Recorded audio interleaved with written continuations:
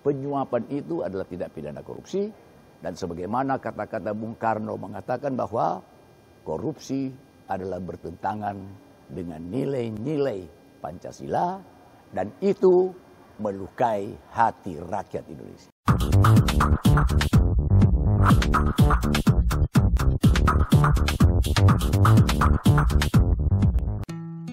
Ketua Dewan Penasehat Kongres Advokat Indonesia, KAI, Haji Muhammad Rusdi Taher, SH, MH, mengungkapkan, mantan Gubernur Sulawesi Tenggara berinisial NA, yang berstatus narapidana di LP Sukamiskin karena tindak pidana korupsi dengan hukuman 12 tahun, namun bisa melakukan pertemuan politik dengan banyak orang.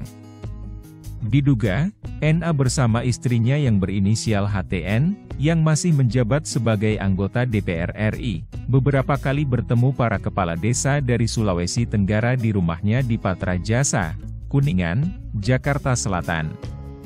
Saat pertemuan terjadi, status NA masih seorang narapidana, yang harusnya berada dalam penjara. Rusdi Taher menduga, dalam pertemuan itu terjadi praktek money politics dengan memberikan sejumlah uang kepada para oknum kepala desa untuk mendukung HTN, yang akan menjadi calon gubernur Sulawesi Tenggara pada pemilihan gubernur yang akan datang.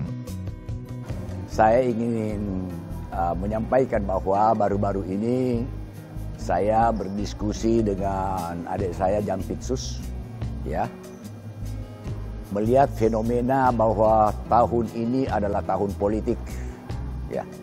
Sebagai tahun politik adalah tahun di mana banyak manuver-manuver politik, ya, bahkan diduga beberapa orang tokoh, ya, diduga beberapa tokoh yang akan ikut dalam kontestasi politik pada saat ini, seperti mau jadi calon legislatif, atau mau jadi calon gubernur, calon kepala daerah, calon bupati, calon wali kota, malah sudah mengadakan kegiatan politik uang, ya, atau money politik.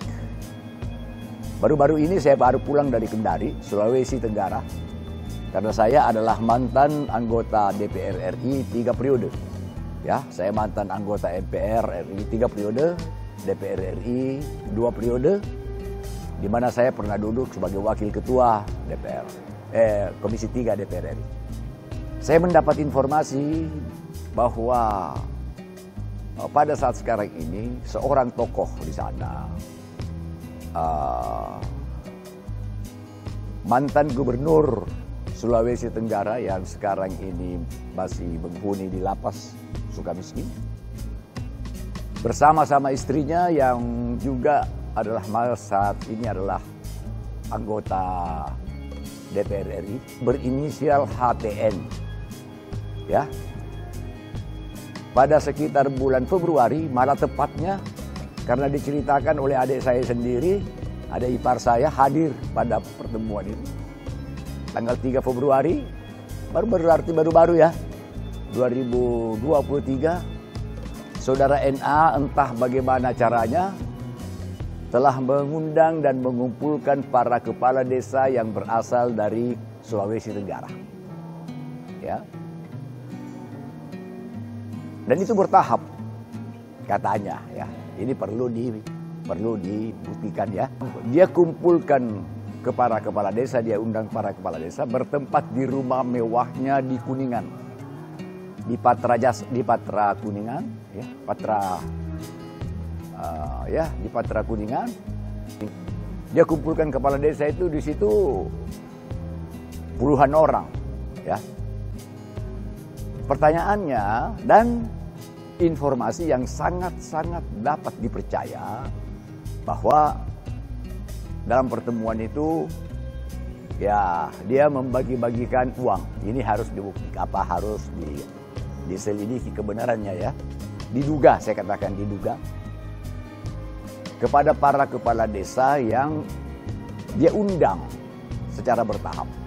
Dan anehnya, sebagai narapidana yang mendekam di penjara Sukamiskin bisa dengan begitu bebas keluar dari LP Sukamiskin, kemudian datang ke rumahnya, ya, informasi dia menggunakan mobil berplat DPR RI. Ya, ya tentu mobil istrinya ya. Pertanyaannya, kok bisa gitu bebas? Ya, kalau dia bebas berarti dia telah menyalahgunakan izin. Ya, mungkin izinnya berobat, ya. Tapi kok apakah tidak ada dokter di Jawa Barat, di Bandung, ya, sehingga dia ke Jakarta. Jadi dia sudah menurut hukum dia sudah membuat keterangan palsu, ya. Ataukah memang itu sudah pembiaran oleh lapas, ya.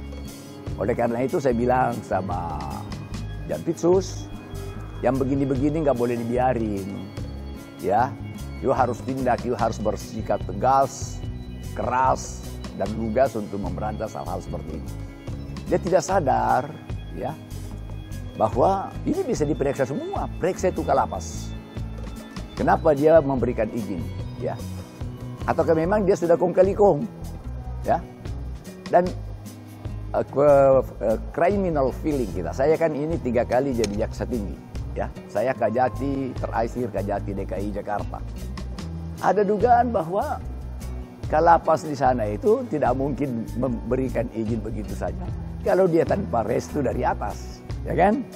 Nah, oleh karena itu saya bilang kalau memang ada keterlibatan, ya dirjen lapas pun periksa aja, ya.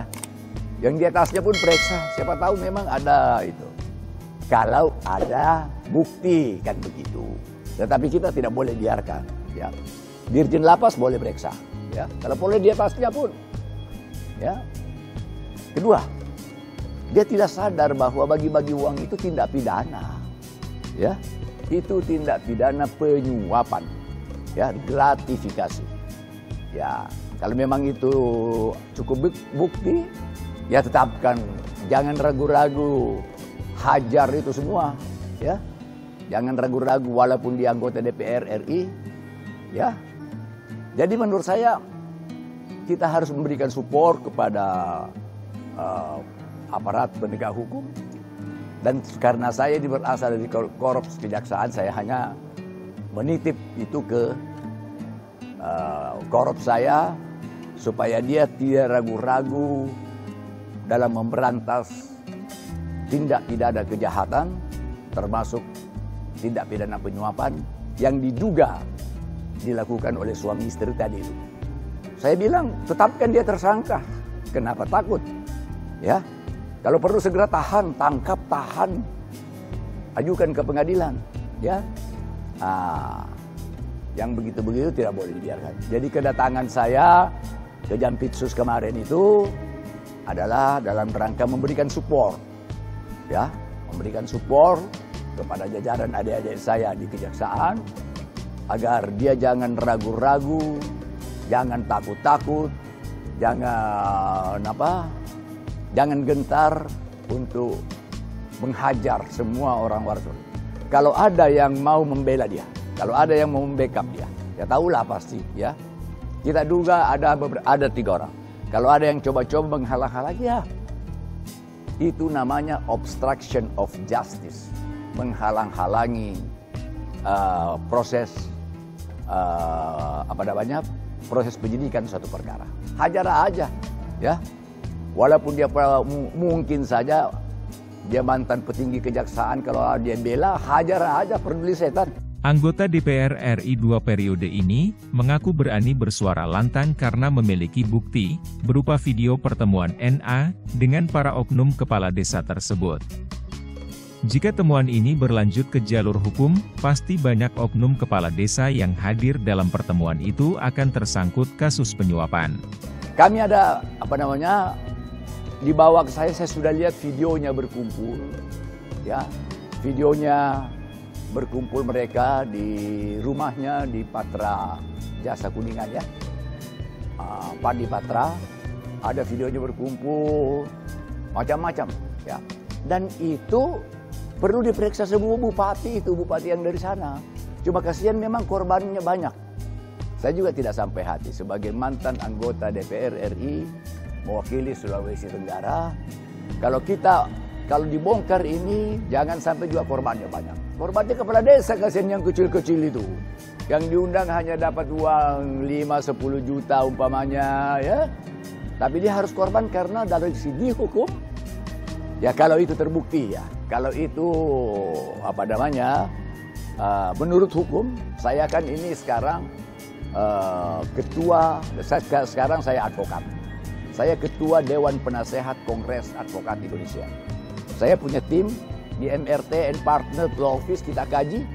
Pak, kasihan juga ya kalau ini dibongkar, kepala desa itu kan pasti namanya dia yang disuap. Ya, yang menyuap 2 orang tapi korbannya kan ratusan orang. Saya dengar sekarang sudah lebih 800 orang yang datang ke rumahnya. Oleh karena itu perbuatan seperti ini harus ditindak keras. Ya, supaya apa? Supaya hal-hal seperti ini jangan terjadi lagi pada masa-masa yang akan datang. Karena praktek money politik itu menurut saya adalah mencederai nilai-nilai demokrasi bangsa kita. Di satu pihak, itu kan tidak pidana korupsi. Penyuapan itu adalah tidak pidana korupsi. Dan sebagaimana kata-kata Bung Karno mengatakan bahwa korupsi adalah bertentangan dengan nilai-nilai Pancasila. Dan itu melukai hati rakyat Indonesia.